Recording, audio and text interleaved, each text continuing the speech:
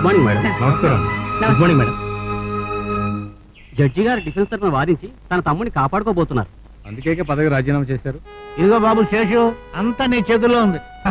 మీరు ఊరికే స్టిల్ ఇవ్వకండి. అది డిఫెన్స్ లాయర్ అయినంత మాత్రాన కేసు గెలిచేస్తుంది ఏమిటి?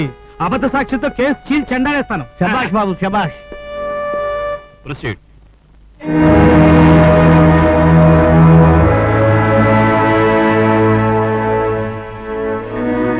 నీ పేరు సరోజ కదూ? అవునండి. మోహన్ అనే ఆ ముద్దాయికి నీకు పరిచయం ఉందా? ఉంది. అతను తన భార్యని హత్య చేస్తుండగా నువ్వు కళ్ళారా చూసావా? చూడలేదు. Note this point your honour. మరి పోలీసులు రికార్డ్ చేసిన ఎఫ్ఐఆర్ లో నువ్వు ఆ హత్యను చూసినట్లుగా ఎందుకు చెప్పావు? మా నాన్న చెప్పమంటే అలా చెప్పాను. లేనిపోనివన్నీ చెప్పి నా మనసు విరిచేసిన దుర్మార్గుడు నా తండ్రి. అబద్ధం. అది చెప్పేదంతా పచ్చి అబద్ధం. ఎవరు మీరు? సాక్షి తండ్రిని. యువర్ ఆనర్, సాక్షి తండ్రిని ప్రశ్నించడానికి అనుమతి ఇవ్వవలసిందిగా కోర్టు వారిని కోరుతున్నాను. ప్రవేశపెట్టండి.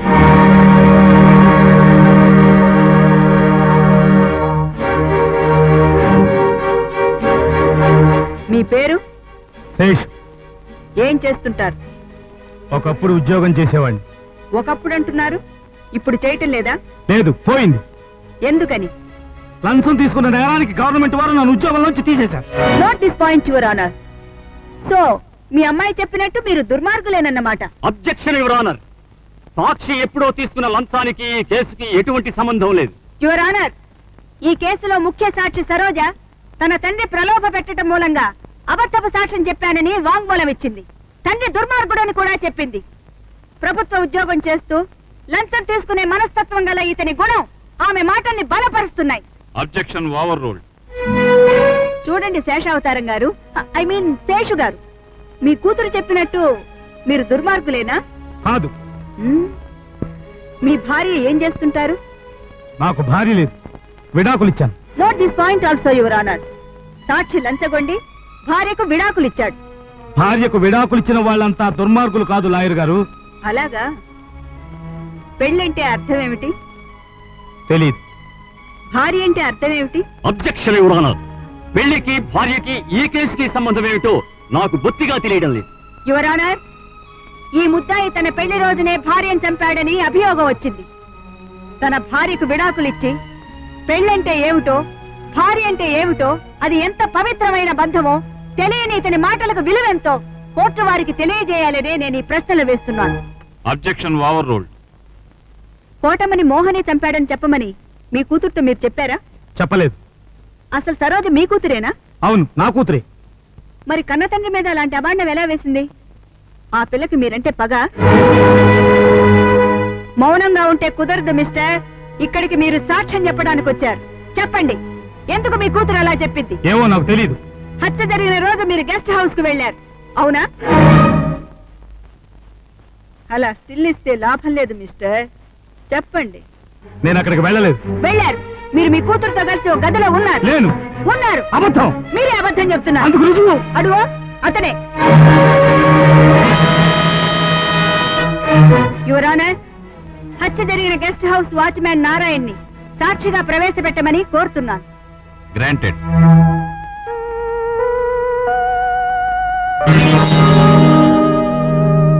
నారాయణ, అమ్మా, హత్య జరిగిన రోజున గెస్ట్ హౌస్ లో ఎవరెవరు ఉన్నారు?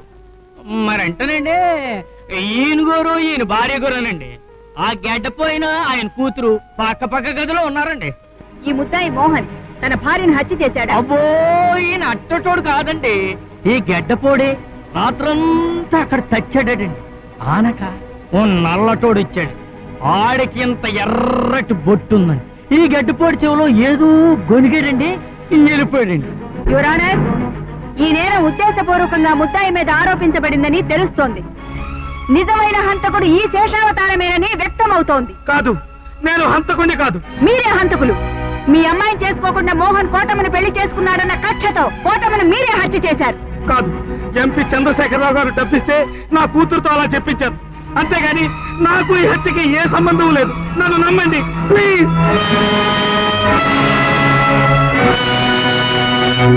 యువర్ ఆనర్, ఎంపీ చంద్రశేఖరరావు గారికి సమన్లు పంపి అంతవరకు కేసును వాయిదా వేయవలసిందిగా కోరుతున్నాను.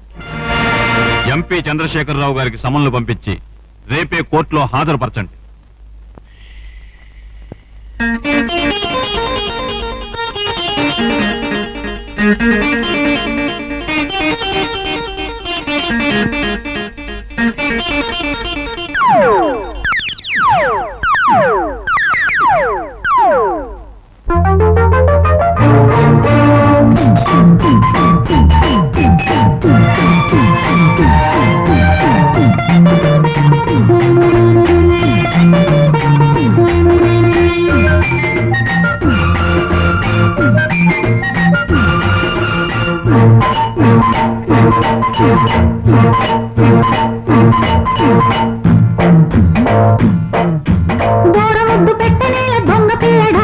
దొండ పండు అనుకున్న ఏం చేయను, చిట్టి బుగ్గ కొట్టనే చిలక పాపడా, జాం పండు అనుకున్న ఏం చెప్పను.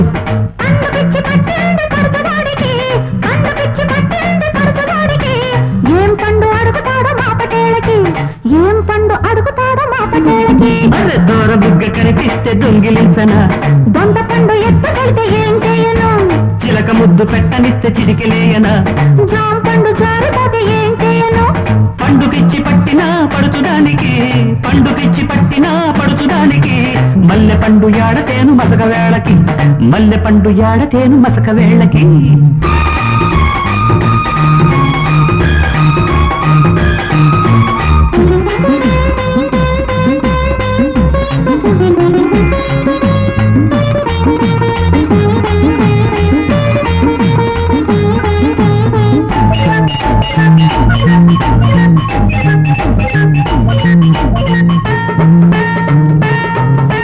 పచ్చ నిమ్మ పండు నీకు రంగు పెట్టగా, గచ్చ పండు రంగు నీకు చీర కట్టగా, దప్ప పండు పసిమిడాన్ని దగ్గరవ్వకు, బుజ్జి పండు పిచ్చికాయ ముద్దలివ్వకు, పండు పలక మారాక పిట్టలాగున్నా, పళ్ళు గుత్తులయ్యాక చెట్టు లాగున్నా, వంచుకో కొమ్మని కోరుకున్నది కోసుకో, కొత్త ఆకలి పెంచుకో, పండమ్మ పండు పక్క దిండు, పండాలి పంట పక్క నిండు.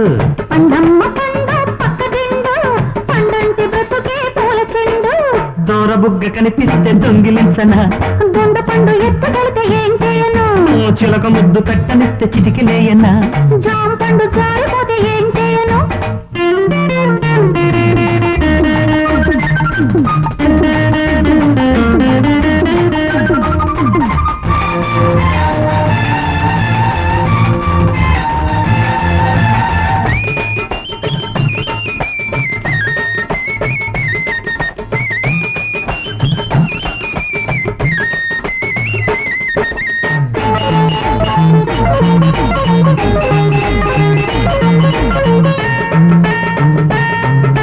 వంగ పండు రంగు పొద్దు వాలుతుండగా, వంగ తోట విరసమింక శుద్ధ దండగా, బెండ పండు వేలిదాన బెంగ చూడవే, ఎండ కన్ను కొట్టుకున్న ఏడి చూడవే, చెట్టు ఎండిపోయాక పండు ఉండునా, పండంటూ లేని నాడు పండగుండునా, అందుకే అందుకో ఎదలు కోరే విరుదు, పొదల చాటు పొందులు, గోరింట ముద్దు చెయ్యి పండు, గోరంత ముద్దు చెల్మి పండు, ఆకేసుకుంటే నోరు పండు, వాటేసుకుంటే బలపు పండు, దూర ముద్దు పెట్టనే దొంగ పిల్లడా, దొండ పండు అనుకున్న ఏం చెయ్యను, చిట్టి బుక్క కొట్టనేల చిలక పాపడా, జాం పండు అనుకున్న ఏం చెప్పను, పండు పిచ్చి పట్టింది పడుచువాడికి, పండు పిచ్చి పట్టింది పడుచువాడికి, ఏం పండు అడుగుతాడో మా పటేళ్ళకి, ఏం పండు అడుగుతాడో మా పటేళ్ళకి, నేను నోర బుగ్గ కనిపిస్తే దొంగిలించనా, దొండ పండు ఎత్తుకెళ్తే ఏం చేయను, చిలక ముద్దు పెట్టనిస్తే చిటికిలేయనా, జామ పండు జారిపోతే ఏం చేయను, పండు పిచ్చి పట్టినా పడుచుదానికి, పండు పిచ్చి పట్టినా పడుచుదానికి, మల్లె పండు యాడతేను మసక వేళకి, మల్లె పండు యాడతేను మసక వేళకి.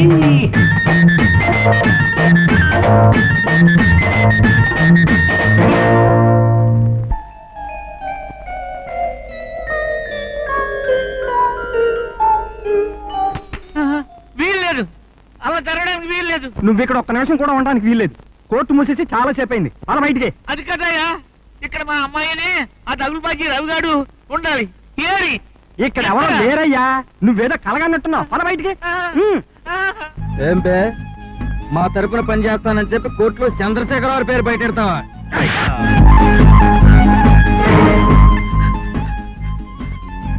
అలా సిల్లిపకు భయం వేస్తోంది. నా భార్య తెగమొక పెట్టేసరికి నోరు జారాను. కావాలంటే మళ్ళీ కోర్టుకు వెళ్ళి అబద్ధం చెప్పానని చెబుతాను. నేనే బోన్లో ఎక్కబోతున్నాను రా. ఇంకా నీ సాక్ష్యం వాడికి కావాలరా పకీరు. భగవంతుని సాక్షిగా అంతా నిజమే చెప్తాను. భగవంతుని సాక్షిగా అంతా నిజమే చెప్తాను. అబద్ధం చెప్పను. అబద్ధం చెప్పను.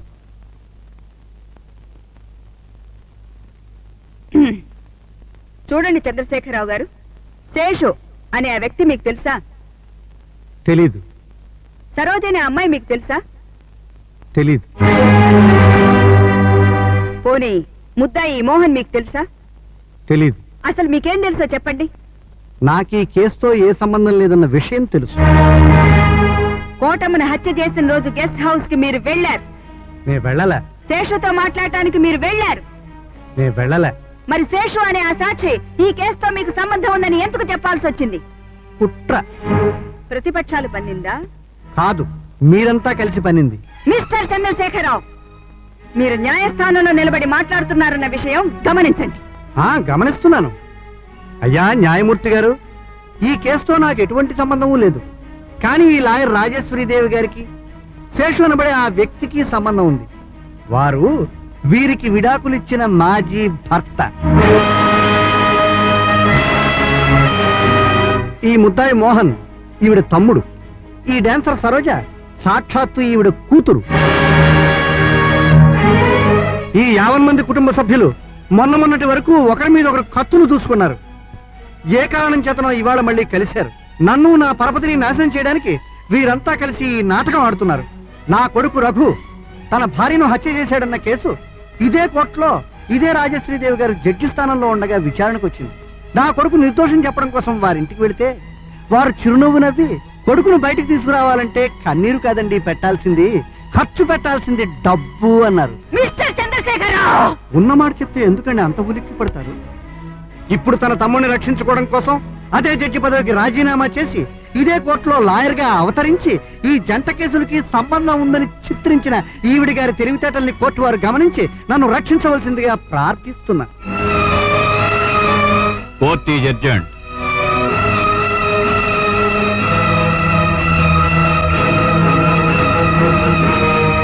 కోర్టు కోర్టు కోర్టు కోర్టు అంతా కూడా ఎంత ఆశ్చర్యపోయారండి బాబోయ్. మీరు చేతి దండం పెట్టాలి. అమ్మ నాయనమ్మ బాబోయ్. ఇంకా ఏమిటి బాబు ఇక్కడ నిలబడ్డా? మా ధాటికి తట్టుకోలేక మీ అక్క స్పృహ తప్పి పడిపోతే మోసుకుని ఇంటికి తీసుకెళ్ళడానికా? కాదండి, మన ఇంటి దగ్గర ఆపరేషన్ కాళ్ళు పట్టుకునే కార్యక్రమాన్ని ఇక్కడ కొనసాగించాలని వచ్చి నిలబడి ఉంటాడు. చూడు బాబు, నువ్వు చురకత్తిలాంటివాడు అయితే నేను బరిసెలాంటివాడిని. నువ్వు చేతికందిన మనిషిని కొట్టగలవు, నేను దూరంగా ఉన్న మనిషిని కూడా గురి చూసి కొట్టగలను. మీ అక్క జడ్జి పదవికి రాజీనామా చేసి ఏం సాధించిందట? ఉన్న మొగుడు పోయే ఉంచుకున్న మొగుడు పోయే అని పరువు మాత్రం పోగొట్టుకుంది. ఈ దెబ్బతో మీ అన్నయ్య ఉరికంబం ఎక్కడం ఖాయం. రేపు ఇదే కోర్టులో నా కొడుకు కేసు విచారణకు వస్తుంది. అప్పుడు నేను వాడిని ఎలా విడిపించుకుంటానో ఒక్కసారి వచ్చి చూడు. పైసా మే పరమాత్మ హై, पैसा हमारा हाथ में है.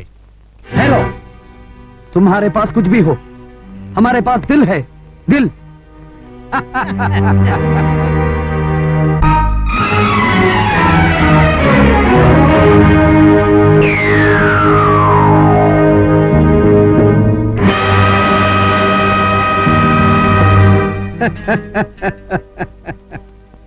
సిల్కు చొక్కా తొడుక్కుని 3 అంచుల జరీ కండువా వేసుకుని ఈ ఇంటికి వియ్యంకుడు హోదాలో రావాల్సిన వాడివి. ఇప్పుడు ఎలా వచ్చావో చూసావా ఏడుకొండలు? పేనుకు పెత్తనం ఇస్తే బుర్రంతా తినేస్తుంది, మీకు పెత్తనం ఇస్తే మడుచుల్ని తినేస్తారు, అంతేగా? ఆహా, మిమ్మల్ని తినడానికి పిలవలేదు బావగారు. ఒక్కసారి అలా చూడండి.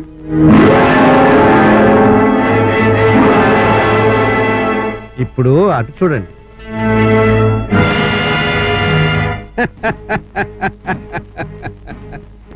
ఒక పక్క ధనలక్ష్మిని, మరొక పక్క యమధర్మరాజుని కూర్చోపెట్టారు.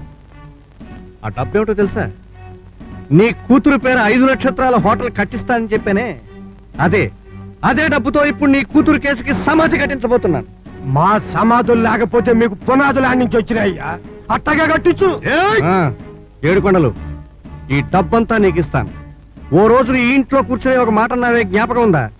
నా కూతురు కళ్ళల్లో ఆనందం చూడటం కోసం 300 మంది కళ్ళల్లో కన్నీరు చూడలేనని. ఈ డబ్బంతా తీసుకెళ్లి నేను నమ్ముకున్న వాళ్ళందరికీ పంచిపెట్టు. వాళ్ళని మేడలు కట్టుకోమను, పిల్లల పెళ్లిళ్లు చేసుకోమను, రోజు పంచపక్ష పరమాన్నాలు భోజనం చేయమను. కానీ కోర్టుకొచ్చి ఒక్క మాట చెప్పు, నీ కూతురు దుడుకు స్వభావం కలిగిందని, లోగడ ఆత్మహత్య చేసుకోవడానికి ప్రయత్నించిందని చెప్పు. అంతేకాదు, నువ్వు తన పేర హోటల్ కట్టించడానికి అడ్డం వచ్చావన్న బాధతో తన మీద తనే పెట్రోల్ పోసుకుని తగలపెట్టుకుందని కూడా చెప్పాలి. ఆయన మీద కడుపు మంటతో నువ్వే ఈ కేసు బనాయించావని చెప్పు. చెప్పవయా పిచ్చి సన్నాసి, ఒక్క మాటకి ఒక్క ఓటు కూడా రాని ఈ రోజుల్లో ఒక్క మాటకి 50 లక్షల రూపాయలు నడిచొస్తున్నాయ్యా. ఒక పేదోడి మాట విలువ 50 లక్షలా బాబు? కాదు, ఒక ఉన్నవాడి ప్రాణం ఖరీదు. ఏంటండి బక్క నాయాలతో డిస్కషన్ లీరింగ్లు? ఏం ముసలి నాయాలు, ఈ డబ్బు నువ్వు తీసుకోలేదనుకో, వాళ్ళు చెప్పమన్నట్టు కోర్టులో సత్యం చెప్పలేదనుకో, తెల్లారేపాటికి నీ వాడంతా వల్లకాడైపోద్ది. పొద్దున్నే లేచిన జనం సూర్యుడిని చూడరా, శవాల గుట్టల్నే సుత్తారు. మడక్ ఆల్ మడక్.